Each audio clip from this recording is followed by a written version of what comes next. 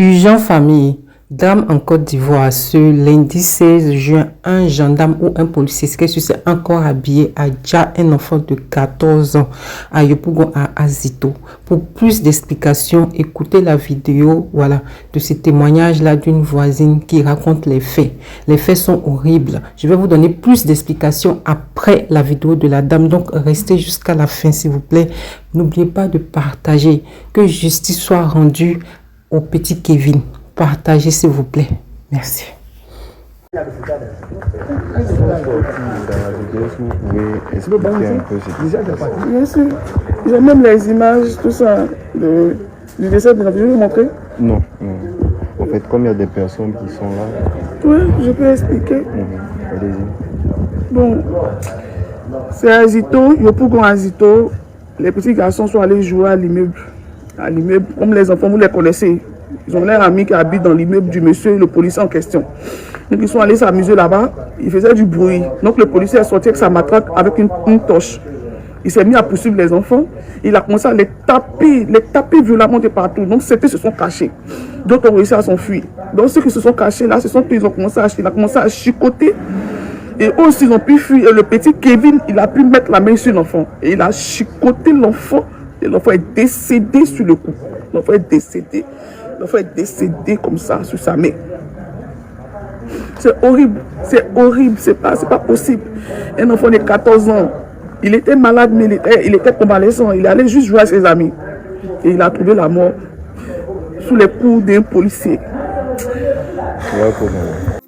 D'emblée, il y a tellement d'informations, de témoignages et de dires sur cette histoire du décès de Kevin que j'espère seulement que je ne vais pas en oublier en vous parlant. Voilà, déjà, il y a la grand-mère de Kevin qui serait décédée suite à l'annonce du décès, subite de Kevin. Et il y a eu des témoignages des parents de Kevin, des voisins et autres, voilà. Il y a comme ce témoignage-là, comme ça, de la sœur de Kevin qui dit que c'est parce que le monsieur, les dits du monsieur, du policier ou du gendarme, il a dit comme ça que lui, il avait mal à la tête, Et les enfants, ce sont des enfants des quartiers, c'est-à-dire que Kevin et d'autres enfants qui sont allés à l'immeuble où il y avait leurs amis, ils sont allés jouer et c'est comme ça que le drame est arrivé. C'était la nuit. Donc, le monsieur ayant mal à la tête, c'est ce qu'il a dit, voyant que constatant que les enfants faisaient beaucoup de bruit et il est allé une première fois leur dire de se calmer. Vous connaissez les enfants, 10 ans, 11 ans, 12 ans, 13 ans sont des enfants, ils sont têtus. Donc du coup, Kevin était convalescent. Je vous dis en même temps que Kevin était malade plutôt, et convalescent. Donc du coup, il allait jouer avec ses amis, donc normal. Donc le monsieur a d'abord dit aux enfants de se calmer.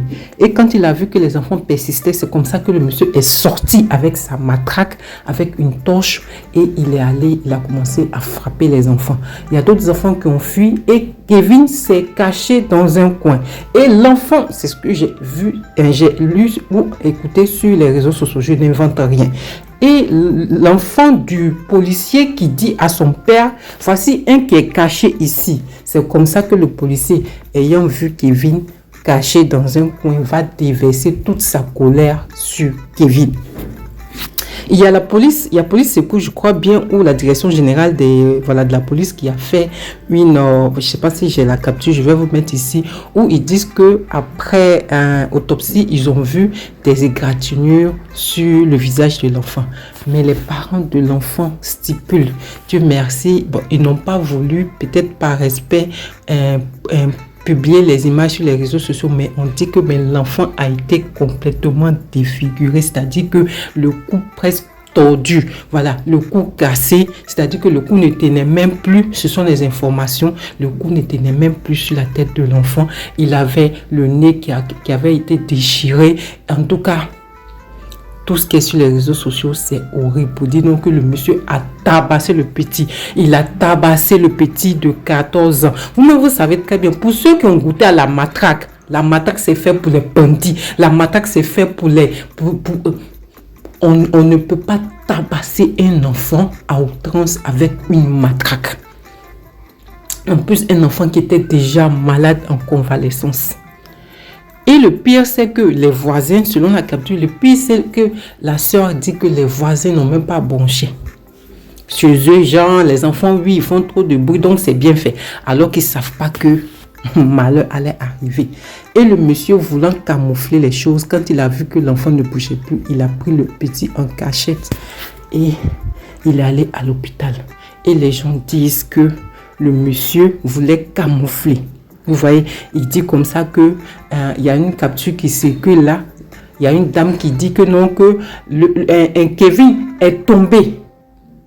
Jean voulant fuir, il est tombé.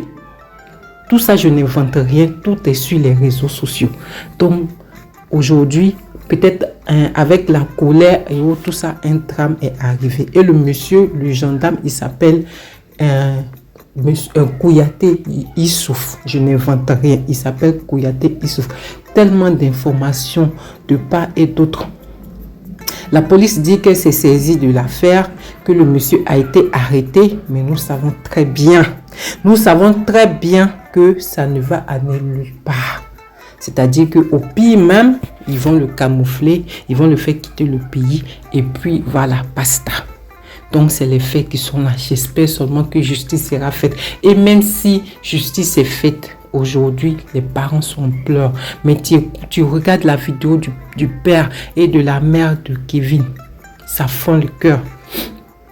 Tu écoutes les pleurs du père de Kevin qui dit qu'il a perdu son père, son fils. Et c'est leur unique fils. C'est leur unique enfant. Imaginez cette douleur. Moi, depuis ce matin que je suis réveillée, que j'ai vu la première publication, mais je suis à bout en fait. Je suis dégoûtée. Parce que perdre un enfant, souvent on dit non que le malheur des autres, même des gens même que tu ne connais pas, souvent ça fait tellement mal, ça touche tellement. Aujourd'hui, les réseaux sociaux sont en ébullition parce que on ne veut pas que cette histoire-là, qu'un buzz, c'est vrai, on a l'habitude de partager telle ou telle chose, vienne étouffer cette histoire, que justice soit faite pour Kevin. C'est tout ce que nous demandons. Que Kevin soit tombé. Ça, c'est non-assistance à personne en danger. Parce que c'est parce que tu le poursuivais. C'est parce qu'un enfant de 14 ans. Et puis, de quel droit même quelqu'un d'autre se permet de tabasser l'enfant d'autrui? Depuis quand? Moi, je peux me permettre de taper mon enfant comme je veux. Mais un étranger ne peut pas, même mon parent, je ne donne pas le droit à un de mon parent de taper mon enfant. Ce n'est pas possible en fait. À plus forte raison, un voisin. Parce que quoi? L'enfant fait du bruit. Parce que l'enfant fait du bruit. Donc c'est l'histoire qui est là. J'espère seulement que justice sera rendue au petit Kevin. Que son âme repose en paix. La douleur que ressentent ses parents actuellement, en tout cas, personne ne peut. C'est injustifiable ce que l'enfant a vécu. Taper un enfant avec une matraque. Casser son cou. C'est indescriptible en fait. Donc sur ce, je ne vais pas trop parler. Laissez vos avis en commentaire. Et puis, voilà, j'espère seulement que, comme je l'ai dit, j'espère seulement que justice sera faite. Et puis, pour apaiser un peu le cœur des parents. Vraiment, Yako.